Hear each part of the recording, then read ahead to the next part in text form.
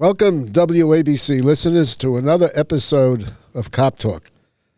This is retired New York City Police Captain Edward Mamet, the co-host.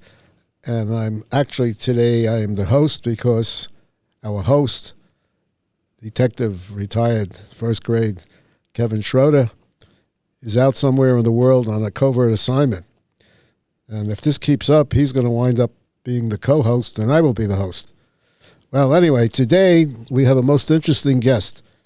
We have Leah Anaya, and she is the managing editor of police news website called Law Enforcement Today, or LET. Leah has a huge following. She has 850,000 people following her on Facebook, 55,000 following her on Twitter, 540,000 on YouTube, and subscribers 103,000 to Instagram. Her father is a retired police officer, and her husband is an active duty police officer. She has the most interesting background. She was in the U.S. Army from 2004 to 2006. She was a police officer in Oakland, California from 2008 to 2010. She was a police officer in Vancouver, Washington from 2011 to 2015, when she took a medical retirement. She also is the business operator manager, Washington State Fraternal Office of Police, 2020 to 21. She has trained peers and spouse support advocate for first responders. And she is a writer of 2 published books. Interesting. Policeman Daddy and Policeman Mommy. How cute. Welcome, Leah. Hi, thank you.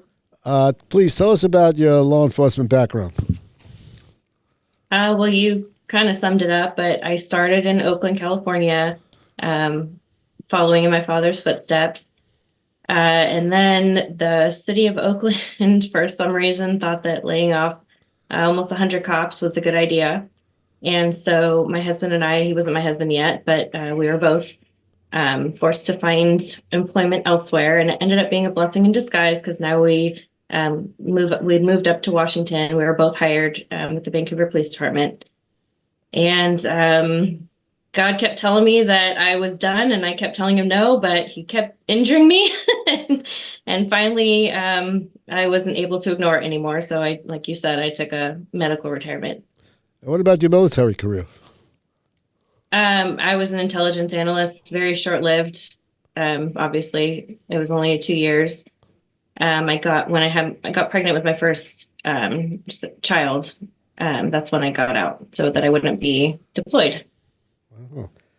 Now, your writing career, you've been writing books, children's law books. Can you tell us about that? Yeah, it's just my son. My husband's still an active police officer, and all 3 of my children, but one of them's a teenager, so he's hardly here anyways. But the 2 younger ones, they miss their dad all the time. And one day, I don't even know why, I just told them a story.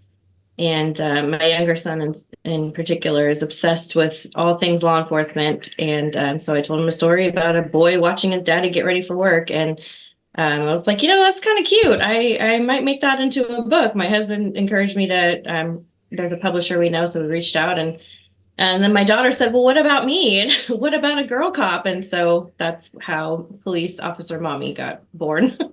Well, how are the sales going? I don't do a ton of marketing, but they're okay. Every once in a while, we'll get a random spike. I think usually when there's an event and it's mentioned, there'll be a random spike in sales, but it's okay. Well, I think you want to tell our listening audience the titles. Perhaps someone is interested in buying one of those books. Yeah, the boy one with the little boy and the male police officer is called Policeman Daddy. And then the girl one with the little girl and the female officer is Police Officer Mommy. And who is the publisher? They're both published by Tactical 16. It's a publishing company that works with first responders and military veterans. They're pretty awesome. So can they be purchased online? They can be purchased at Tactical 16's website or on Amazon, of course, like everything else. Now, getting back to law enforcement today, what do you see are the worst problems in law enforcement?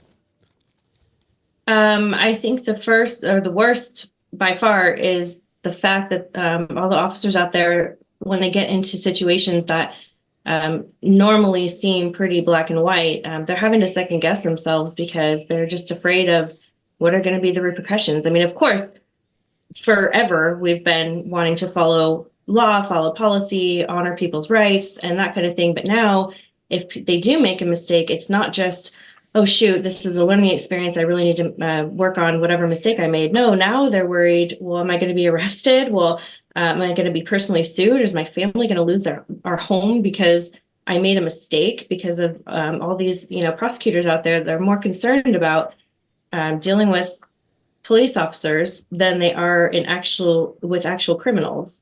And so that's the number one problem. The second problem I see right now is training, specifically in states like mine who are led by a specific side of the political aisle. They don't necessarily believe in training officers for reality anymore. And so we're seeing these officers that are just leaving the academy. They're afraid to go hands-on. They're afraid to do their job and they don't know how to do their jobs because in the academy, they're handing them, here's the scenario, this is what's going to happen. You don't have to think on your feet anymore. You don't have to, quickly decide what's going to happen. You don't have to quickly decide what your use of force level is going to be. They're handing you everything. All the information that you need is given to you. No one tells them no in the academy. So they get out on the streets and they say, can you sit on the curb for me? And they say no, or F off or whatever. And they're like, oh, now what do I do? In the academy, they all listen to me, but now I don't know what to do anymore. And so the FTOs are getting them straight out of the academy, and they're basically, their job has changed from guiding them into department policy to change now to just complete training them how to be a real cop in the real world. So that's a huge problem. Do you find this as a national problem or just local where you are? I have found it in several states across the country. And of course, I can speak more for where I am in Washington because I see it more. But I do pay attention to stories coming out of states across the nation. So I've seen it in a lot of states. Well, you're on the West Coast, right? I sure am. Which is called the left coast. It is called that, yes. And, well, policing is quite different between East and West. There's an old adage about firearms shootings. They said that in the West Coast, you shoot the people to death, and in the East Coast, we talk them to death. because hostage negotiation is a big thing in the East. So does the West Coast still have that kind of, that image of shoot first and talk later? The Wild West image. Well, I mean, maybe they did at one point, but now, like I said, a lot of cops are just like second guessing everything they do. And so it's hard to have that, which I mean, great. Of course, we don't want to shoot if not necessary, but at the same time, we definitely want to protect ourselves, the other officers, and the innocent civilians. Yeah, well, one of the problems we have here in New York State and New York City is a qualified immunity. Have you experienced problems with that in other jurisdictions? Because that is a Supreme Court decision that affects every law enforcement agency in the country. And here in New York, the state and the city has taken that away as a defense for police officers who are being sued, even though it is a Supreme Court decision. In other words, they can't override the Supreme Court decision, but they're just not enforcing or using that as a defense in lawsuits. Do you have that problem? Do you see that problem in other jurisdictions? They did try that here in Washington State. I think it was two legislative sessions ago. It didn't go anywhere, but that doesn't mean it's not coming back. I do believe that they'll try to go after it again. And I think it was Colorado a few years ago who also took qualified immunity from their officers, or tried to. I can't remember don't quote me, I can't remember the exact outcome of that, but I know that that they're trying to go after it. And the problem is people don't understand what it really is. It doesn't mean, officers can just go out and do whatever they want. Oh, I feel like, this person pissed me off today, so I'm whatever they think. It's not what they think. It's really meant to protect the good officers. And I know you've heard that statement, no one hates a bad cop more than a good cop. And that's true, because they ruin things. Like cops do deserve qualified immunity, but if there's a bad cop that takes advantage of it, of course, let's get that cop out of there. But yes, I have seen it, and I'm sure we'll see it come up here again. And next year we have a longer session for our legislature, so I'm sure it'll come back. Well, here in New York, it's a great inhibiting thing, because the police officers feel that if they do something wrong, and even if they're acting in good faith, which qualified immunity is for, the city of New York and the state of New York will not use that defense in a lawsuit. So, it's a problem. And that is holding the cops back from doing what they really should be doing. They're becoming more reactive than proactive. So right. Are you finding that in your research?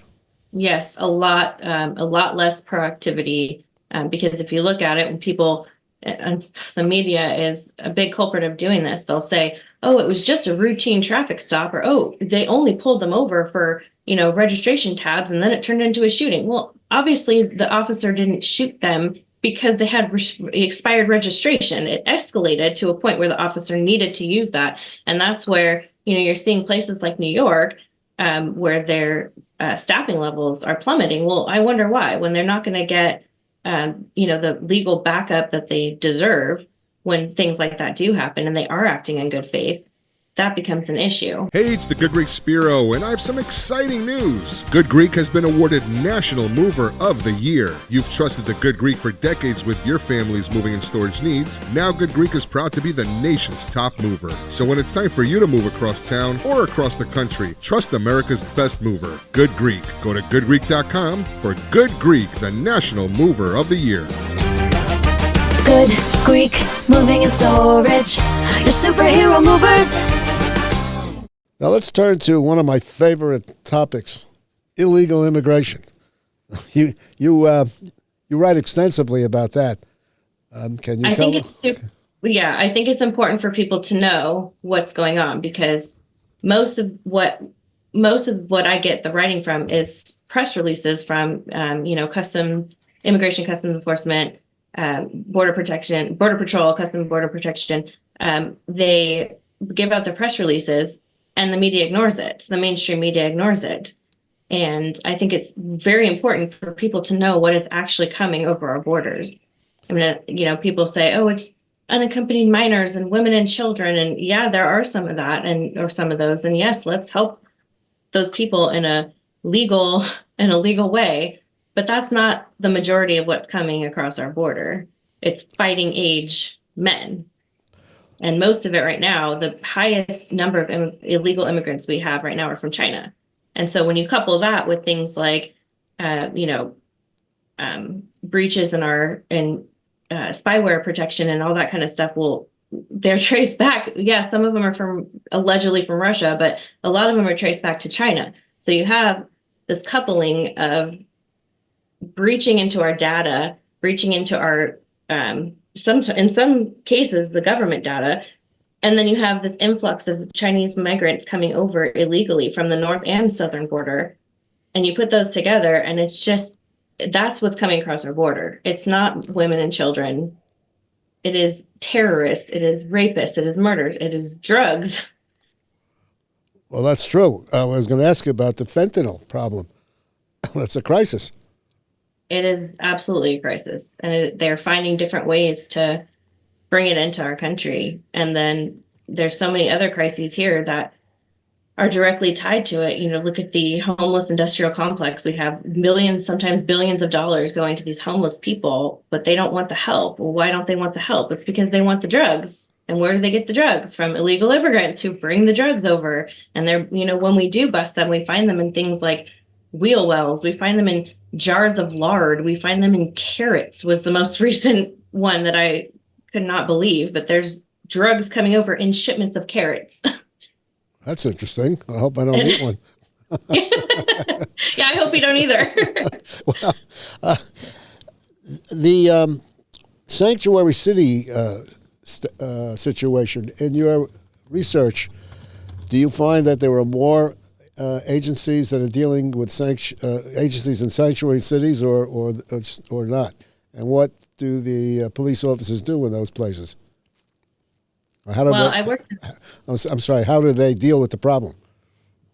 Well, before it became this out of control, I worked in a sanctuary city, and it was very frustrating because you see a criminal and you want to report the criminal, but you can't report the criminal because the local agencies aren't cooperating with the federal agencies that are meant to take those illegal immigrants out. So I can only imagine it's just as frustrating when they see, for example, here in Washington State, we had recently, we had a Washington State trooper, Chris Gadd, and he was murdered by an illegal immigrant. Well, he'd been contacted, I think it was 4 times before that, for other criminal related instances. Well, if they would have been able to cooperate with the feds and get him out of there, well, maybe this trooper wouldn't have been killed. Well, let's name and shame that sanctuary city that you referred to. Well, that one was in Seattle. The one I was talking about was Oakland. That's where I worked. I worked there, but that one was up by Seattle. Well, that doesn't surprise me. Oakland, Oakland is a place upon itself. But what about true. What about others? What about cities that are not sanctuary cities? Do you have any information on how the police are dealing with the illegals? They're doing their job. They're doing what they're supposed to do. I mean, when you come across an illegal immigrant, you just treat them obviously like a human being, but you also treat them like any other criminal as far as probable cause statements. And then prosecutors are supposed to come in and actually prosecute them. And then we cooperate with the feds and we get them out. And so from what I'm seeing in those states that actually do want to protect our borders and their own borders, that's what they're doing. But it's the other states like California, like Washington, like New York, that they're not doing those things. And that's where the crime from illegal immigrants is just rampant. Well, recently I talked about an idea I had about those cities that are not sanctuary cities deputizing their local police officers as immigration agents so that they can enforce immigration law. Now, in the past, when I came in the police department in New York, we didn't actually enforce immigration law, but if we suspected someone was here illegally, we would detain them, contact what was then Immigration and Naturalization Service, who would come and they would take the person away.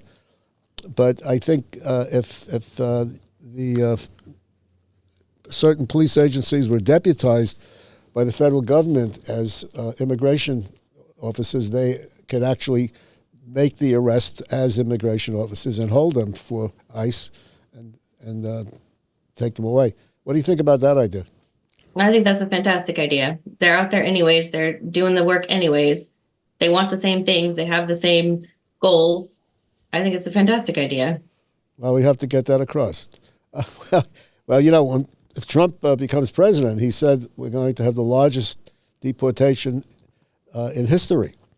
And I can't see that being done without the cooperation of local police officers. Because very often local police officers are the first ones to come into contact with the illegals. So the police will be a very important part of the role. And certainly we don't want to have the police act like they did, in Nazi Germany and back then, where they actually, were just rounding up people who they didn't like. I mean, we have to do this in a humane way, but I don't see why it can't be done as long as, the police have the power to do that.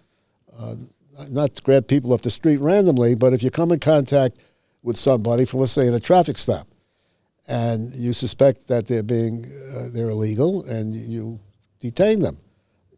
So that's the way I see things. That if someone comes to the attention of the police, that's how they would work it.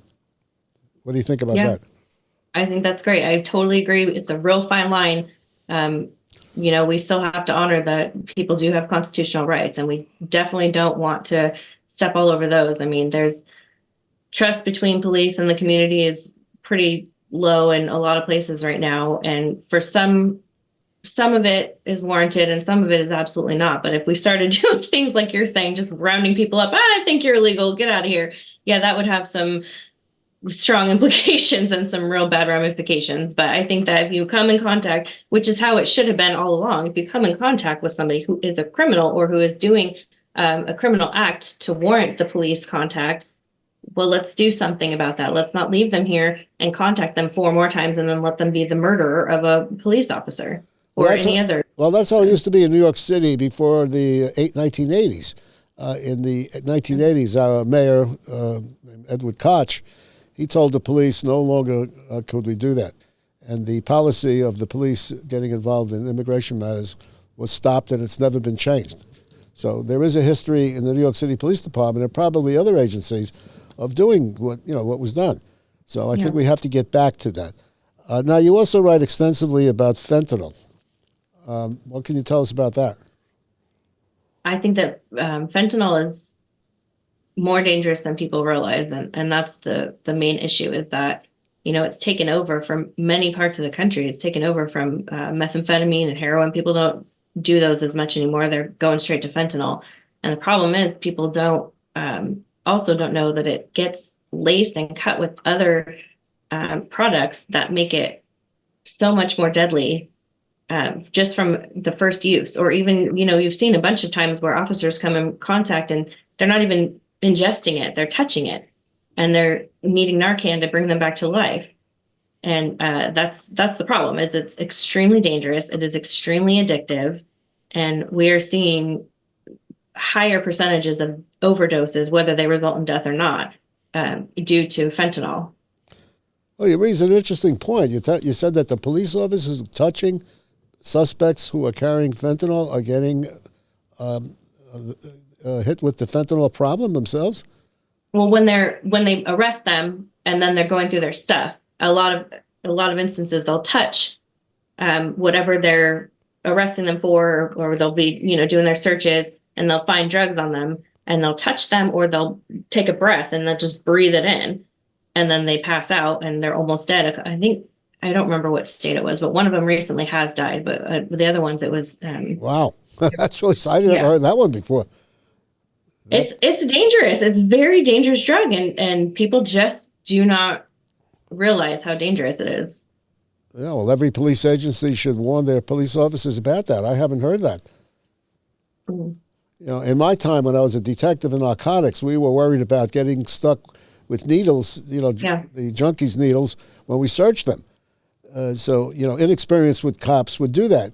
The detectives that I work with and myself, we would say, empty your pockets to get the needles out. But there was a problem. You get not so much an addiction problem, but you're worried about diseases, communicable diseases like hepatitis. Yep. And today it would be other diseases, but back then hepatitis was the big thing. Now, current and future law enforcement plans for your law enforcement today a magazine. What do you have to do? What are you doing with that? Well, Kyle Reyes is the owner, and he is really the man behind the curtain, except for he's not behind the curtain. He is doing a lot. He is always acquiring new. We got Blue Lives Matter, Police Tribune.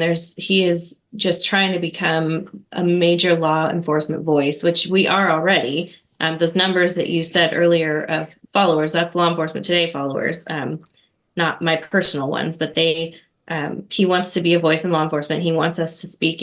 Normal media, we get it. There's bad cops. We get it. There are bad instances where police are doing things they shouldn't be doing. And the media covers them extensively. They do a really good job. And so our position is we're not trying to cover up that police do bad things. We certainly want them to be held accountable, but we want to highlight the good police officers. We want to highlight the good that law enforcement does, local and federal as well. Kyle is working with a lot of different agencies and a lot of different he's taking cameras down to the border to bring awareness to what's actually happening at our borders, so that Like I said before, mainstream media is not reporting the stories that we're getting about things coming over the border. Well, Kyle's going down there to witness them firsthand and video them firsthand so that people can see them. We've also are partnering with National Law Enforcement Memorial Foundation. He's going to be reading the names of our fallen officers at Police Week this year. We're trying to bring partnerships with places or organizations like Billy Graham Evangelistic Association. They have a first responders ministry now. We're trying to partner with them. We work with Concerns of Police Survivors. I've worked with Navigators before. I work with an organization called Moms for America, and we're trying to bring a partnership there as well because we have the same goals. We love America, we love God, and we want America back. We also have a video stream platform called letunity.com, and that's where he brings all of his border escapades and everything he's doing on that end. That's where he brings those. So letunity.com is a great place to go to connect with that. You mentioned the problems at the border. Can you tell us some of the problems he has discovered? Well, just the things like, people crossing illegally, obviously, cutting razor wire. And he's gone to Texas quite a few times and seen things like that. People trying to cross in a river and drowning or near drowning, and then our guys have to go help them. It's just craziness. It's crazy what's happening right now. Where is the hot spot? There's a lot of them. In California, there's San Ysidro. There's El Paso. Eagle Pass is a big one.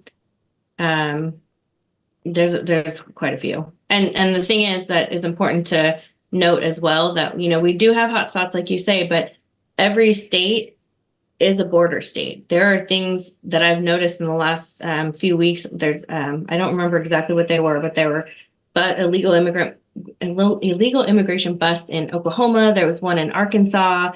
Of course, we had Laken Riley in Georgia who was killed by an illegal immigrant. There's, Washington State up here. We had the illegal immigrant kill our trooper. I mean, every single state should be concerned with what's happening at the southern border and the northern border because every state is a border state. Well, that's true. We're reaching out to the chief of El Paso Police Department. Mm-hmm. We'd like to get him on this podcast because I think they're having one of the worst situations, whatever. It's just mind-boggling. And it's true. Every state is a border state, and the northern border is something to be concerned about. I think it's a problem that people don't pay much attention to. Yeah, I agree. So that's a big thing. How do people get in touch with you? How do they find your magazine? Lawenforcementtoday.com. Very easy. We're on Facebook. We're on Twitter. We're on Instagram. Follow us on all those things. All right. Is there anything else you would like to tell us as while we have you here? That we haven't covered?